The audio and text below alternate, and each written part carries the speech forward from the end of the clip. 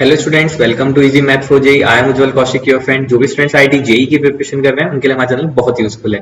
आज जो क्वेश्चन है, the coefficient ABC of quadratic equation ax square plus bx plus c equal to 0 are obtained by throwing a dice 3 times the probability that this equation has equal roots. तो यहाँ पे दोनों concept use होने हैं, probability का concept use होना है, quadratic equation का कॉन्सेप्ट यूज होना है। तो देखो, हमें क्वाड्रेटिक इक्वेशन क्या गिवन है, ax square plus B X plus C equal to 0 और गिवन क्या है कि ए बी और सी जो कोफिशिएंट है वो ऑब्टेन किए जाते हैं थ्रोइंग अ डाइस। तो अगर डाइस को थ्रो करते हैं तो आउटपुट क्या हो सकता है, 1 हो सकता है, 2 3 4 5 6, सिर्फ यही 6 आउटपुट हो सकते हैं ए बी सी के लिए। अगर मैं इसको सेट ए मानता हूं तो इट मींस जो मेरे ए बी और सी हैं ये कहां से बिलोंग करते हुए होंगे, सेट ए से। The probability that this equation has equal root. तो देखो, अब अगर प्रोबेबिलिटी इसके इक्वल रूट होंगे तो इसका मतलब डिस्क्रिमिनेंट क्या होना चाहिए, equal to 0। Discriminant equal to 0 means B square minus 4ac equal to 0। तो यहां से मैं कह सकता हूं B square equal to 4ac, या फिर मैं कह सकता हूं ac equal to B square by 4। ठीक है, ये एक बहुत इंपॉर्टेंट इक्वेशन आ गई हमारे पास, AC equal to B square by 4।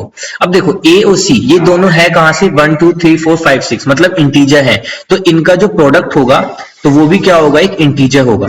ठीक है, तो यानी कि जो मेरा लेफ्ट हैंड साइड है वहां पे एक इंटीजर है ना। देखो, ए और सी ये दोनों इंटीजर हैं, क्लियर सी बात है, ए से बिलोंग कर रहे हैं, तो इनका जो प्रोडक्ट होगा वो भी तो एक इंटीजर ही आएगा ना। तो इट मींस जो मेरा लेफ्ट हैंड साइड है वो एक इंटीजर होगा। तो बस अब मैं देखता हूं कि अगर ये आपस में इक्वल है तो मेरा राइट हैंड साइड भी क्या होना चाहिए, इंटीजर ही होना चाहिए, इंटीजर होना चाहिए। तो चलिए बनाते हैं केस। केस 1, मान लीजिए बी यहाँ पे बिलोंग कर रहा है, मैंने बी को ले लिया, पहले केस में बी को ले लिया, बी इक्वल टू 1।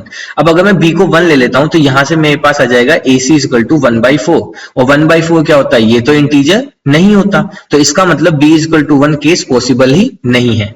बस अब इक्वल टू 2 कर, अब दूसरा केस ले लीजिए, बी को क्या ले लीजिए, 2 ले लीजिए। अब अगर मैं बी को 2 लेता हूं तो it means AC equal to B square, यानी कि 2 स्क्वायर 4/4। तो यहां से आ गया AC इक्वल टू 1। अब AC इक्वल टू 1 है तो यहां से कंडीशन क्या अराइज हो सकती है कि A की वैल्यू भी 1 चूज हो जाए और C की वैल्यू भी 1 चूज हो जाए। सिर्फ यही एक कंडीशन है, यही एक फेवरेबल केस है। इसके अलावा किसी भी केस में A और C को मल्टीप्लाई करने पे 1 नहीं आएगा, क्योंकि A और C इटसेल्फ अपने आप में क्या है, इंटीजर है। ठीक है, तो यानी कि केस B इक्वल टू 2 के लिए हमारे पास एक केस हमें ये मिल गया। ठीक है, चलिए अब केस 3 के लिए देख लेते हैं।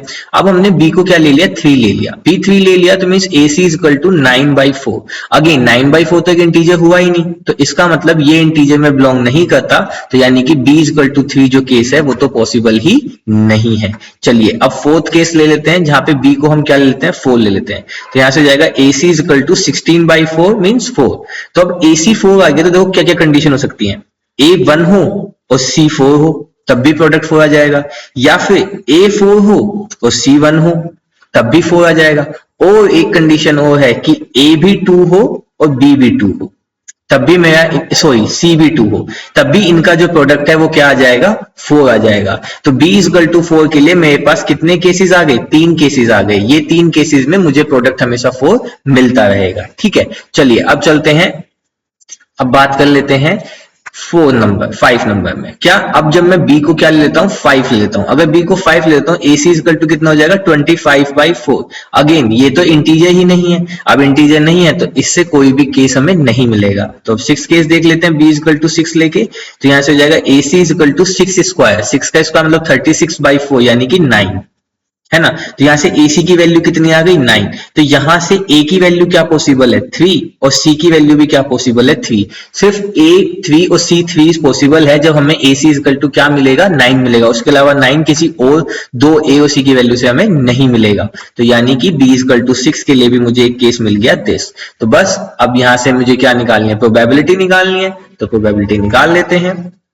तो यहां पे मैं लिख देता हूं required probability is equal to, देखो टोटल केस कितना है, डाइस को हमने 3 टाइम्स थ्रो किया था तो वो कितना हो जाएगा, 6 इंटू 6 इंटू 6, है ना। देखो अगर मैं आपको दिखाता हूँ, 8 थ्रोइंग अ डाइस 3 टाइम्स, तो हमने 3 बार ड्रॉ किया था, तो मेरे टोटल वेज कितने जाएंगे, 6 इंटू 6 इंटू 6। अब ऊपर फेवरेबल केस कितने हैं, 1 2 3 4 और 5, है ना। टोटल ये 5 केसेस हैं, तो 5 बाय दिस, यानी कि 5/216 is my right answer. So I hope you are able to understand the video. If you have any doubt, you can ask to me into the comment box. Thank you very much. Please subscribe the channel. Be happy.